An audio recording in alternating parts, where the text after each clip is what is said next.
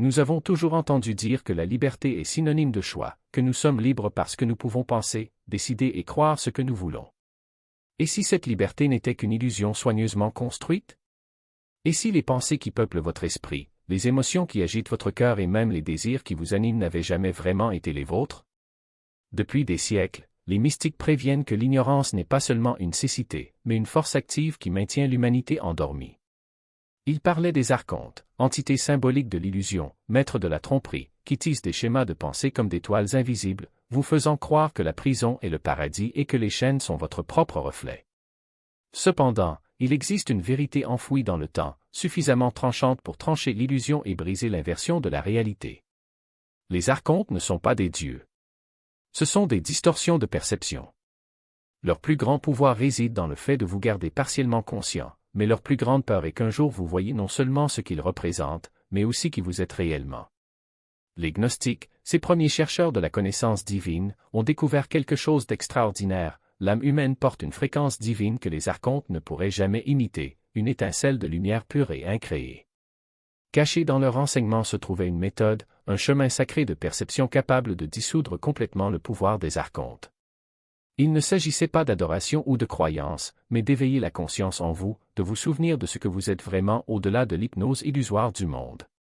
Ce que vous êtes sur le point de découvrir n'est pas simplement un autre récit sur des êtres anciens ou des écritures perdues. C'est la méthode que les archontes craignent le plus, la science intérieure de la libération de la perception. En chemin, nous découvrirons ce que représentent réellement ces forces, comment elles influencent l'esprit humain et pourquoi l'attention et les émotions sont la seule nourriture qui les soutient.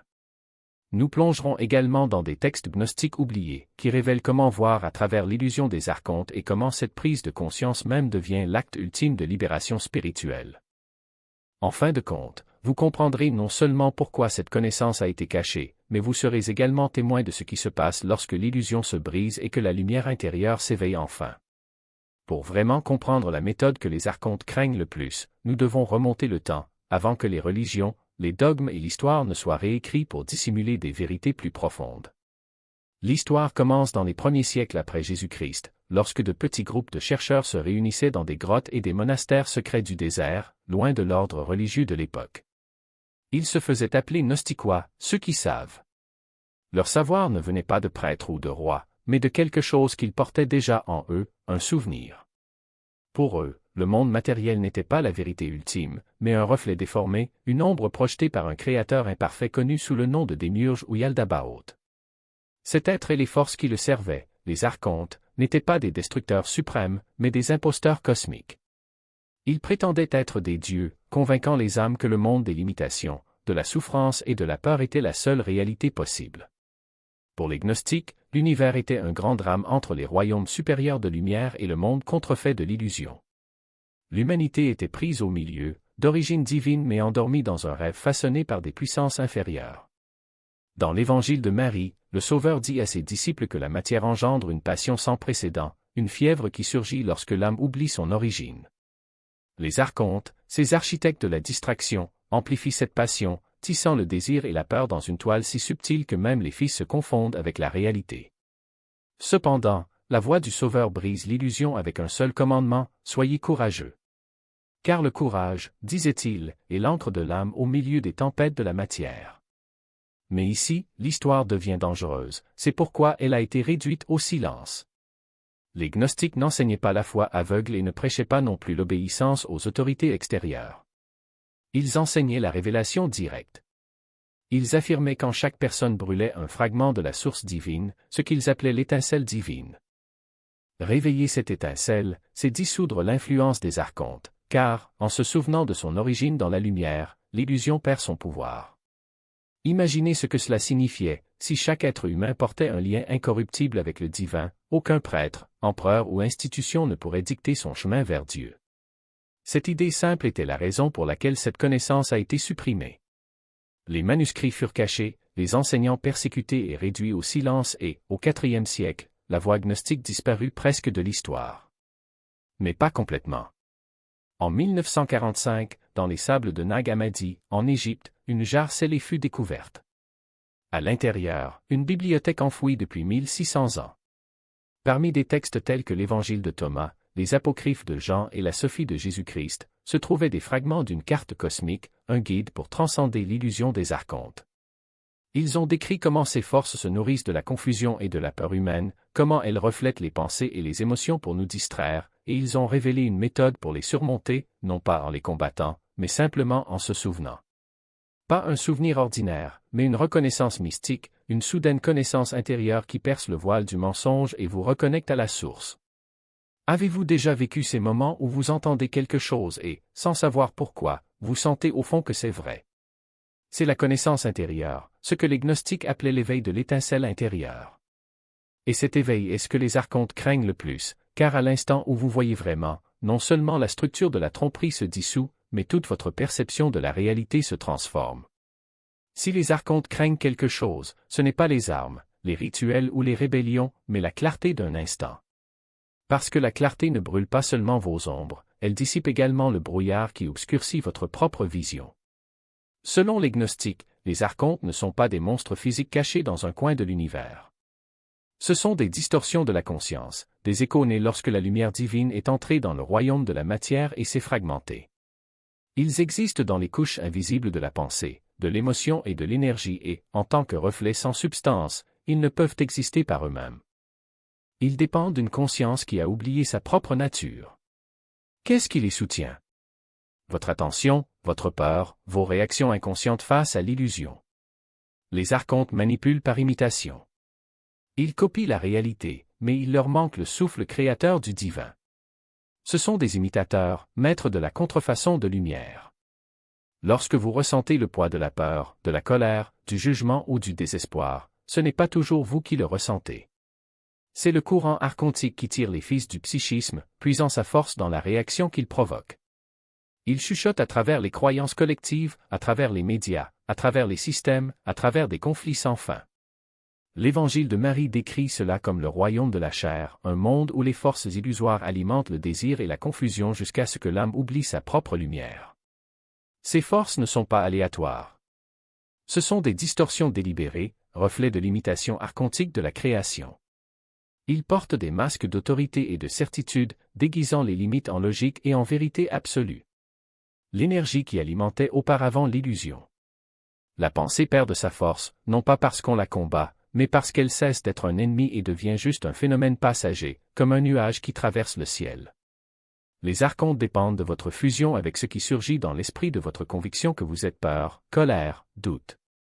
Mais lorsque vous vous désidentifiez, lorsque vous reconnaissez que vous êtes la conscience qui observe ces mouvements, quelque chose d'extraordinaire se produit, le schéma se brise. La deuxième clé est dans le silence. Non pas le silence des lèvres, mais celui de l'esprit agité. Les textes gnostiques décrivent le bruit interne comme le terrain fertile où les archontes sèment leurs distorsions. Chaque jugement, chaque récit répété, chaque réaction automatique est un fil qui tisse la toile de l'illusion. Mais le vrai silence, celui qui survient lorsque l'on cesse d'alimenter le dialogue interne, est un vide qu'ils ne peuvent combler. C'est comme si la radio, branchée sur les stations de peur et de division, s'était soudainement éteinte. Ce qui reste est l'espace pur de la conscience, où même les échos de l'illusion perdent leur résonance. La troisième pratique est la question radicale, qui voit ça? Non pas comme un exercice intellectuel, mais comme une plongée directe dans l'expérience. Lorsque la peur surgit, lorsque la confusion prend le dessus, lorsque la voix du critique intérieur se fait entendre, demandez-vous, qui remarque cette peur? Qui remarque cette confusion? La réponse n'est pas dans les mots, mais dans la perception immédiate qu'il y a quelque chose en vous qui est au-delà de ce qui est perçu. Ce quelque chose est l'étincelle divine, le code indestructible mentionné dans l'apocryphe de Jean. Les archontes ne peuvent pas toucher ce qu'ils ne peuvent nommer, et cette présence silencieuse est exactement ce qu'ils craignent le plus. Mais il y a ici un paradoxe.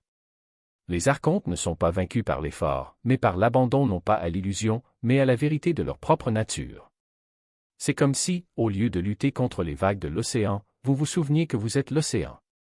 Combattre les ombres ne fait que les renforcer, car cela les nourrit de l'énergie de la résistance.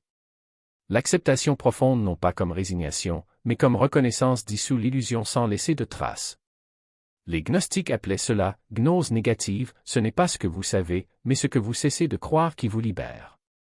Et voici le secret le plus subtil, les archontes n'existent pas en dehors de vous. Ce sont des projections de l'esprit collectif, certes, mais elles sont aussi le reflet de vos propres schémas internes. La colère que vous ressentez lorsque vous voyez l'injustice dans le monde est la même colère que les archontes utilisent pour vous diviser.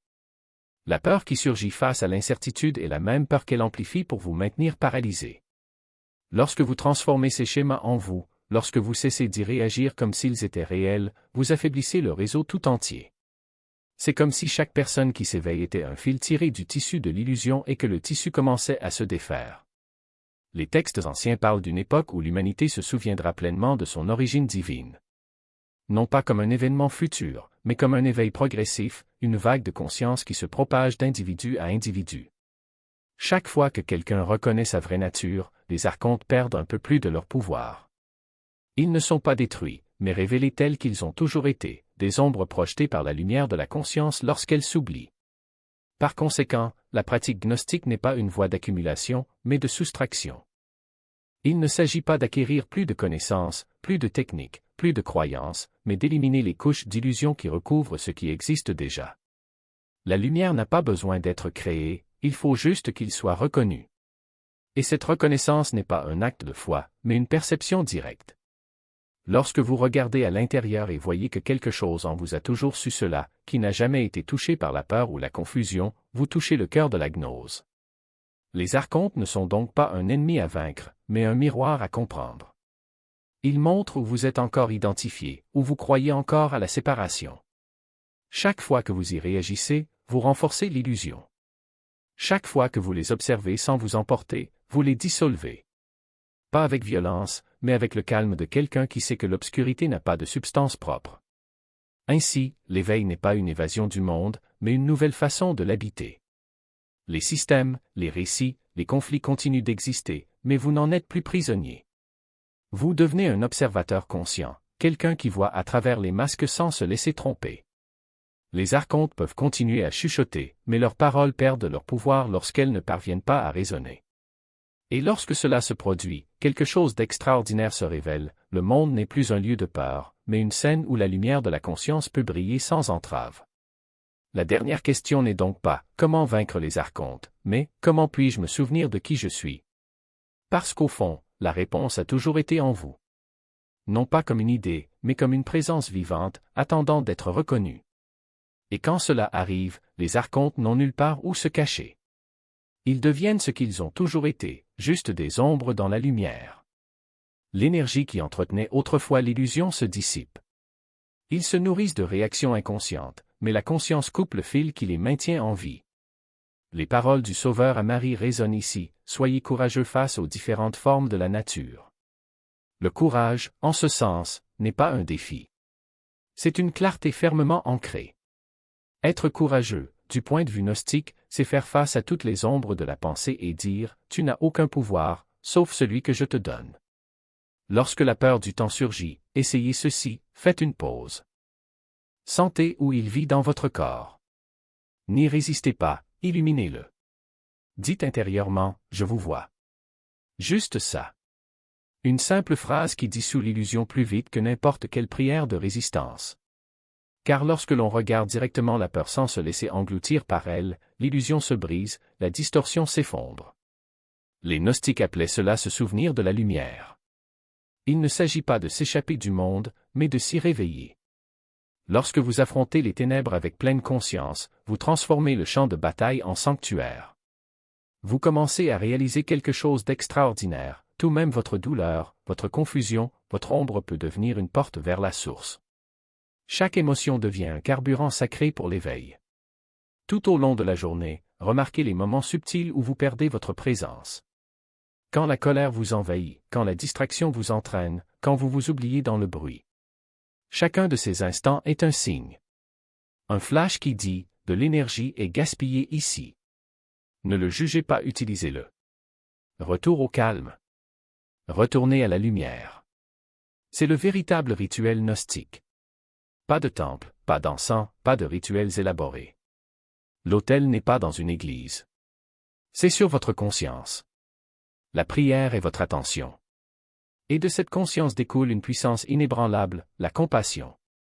Lorsque vous cessez d'entretenir la peur, l'amour commence à rayonner naturellement, non pas un amour sentimental, mais une compréhension lumineuse. Et cette vibration est la seule fréquence que l'illusion ne peut pas imiter. Il ne peut pas exister là où l'amour est présent. Pratiquez quotidiennement. Percevez l'illusion. Rappelez-vous qui regarde. Et choisissez la lumière, encore et encore. Vous ressentirez le changement. Au début, subtil. Ensuite, indéniable. Les choses qui vous épuisaient perdront du poids. Le bruit du monde s'atténuera. Et une force tranquille commencera à émerger, non pas de l'extérieur, mais de l'étincelle qui est en vous. C'est le gnostique en mouvement. Et c'est ce que craignent le plus les archontes, une âme qui se souvient. Si vous êtes prêt à aller plus loin dans cet éveil, j'ai écrit un e-book gratuit intitulé Escaping Illusion, A Gnostic Guide to Mastering Reality.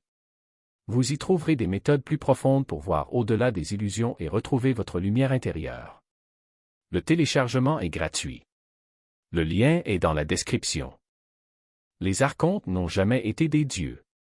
C'étaient des échos, des distorsions nées d'une lumière oubliée. Ils prospèrent dans la cécité, mais tremblent au souvenir. Et c'est là le paradoxe de leur pouvoir, ils n'existent que dans les ténèbres. Au moment où vous vous tournez vers la lumière de votre propre conscience, votre structure commence à se dissoudre. On ne bat pas les archontes en les combattant. Vous les dissolvez en vous rappelant qui vous êtes. Parce que lorsque vous vous éveillez à la source qui est en vous, aucune illusion ne peut vous atteindre, ni les fausses lumières de ce monde, ni le bruit de la peur, ni même le poids du passé. C'est le secret longtemps obscur, vous pouvez toujours voir à travers l'illusion et réaliser que vous n'avez jamais été prisonnier. Que les parois de la cage étaient faites de pensée.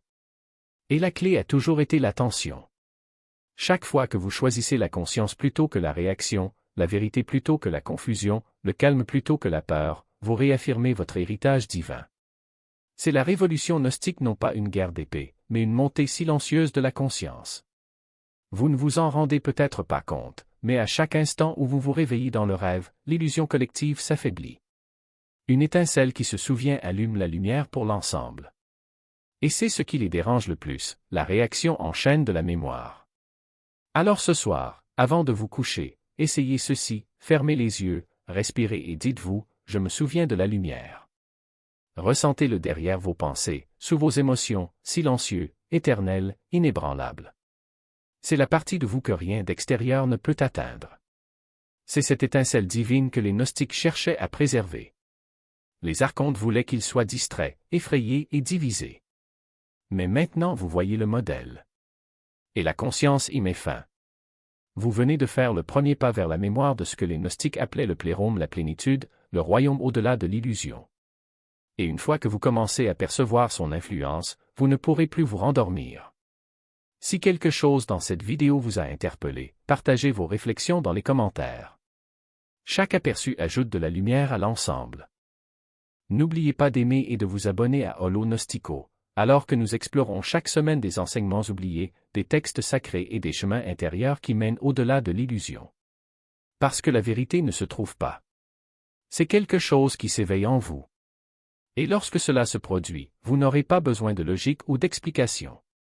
Vous le saurez simplement.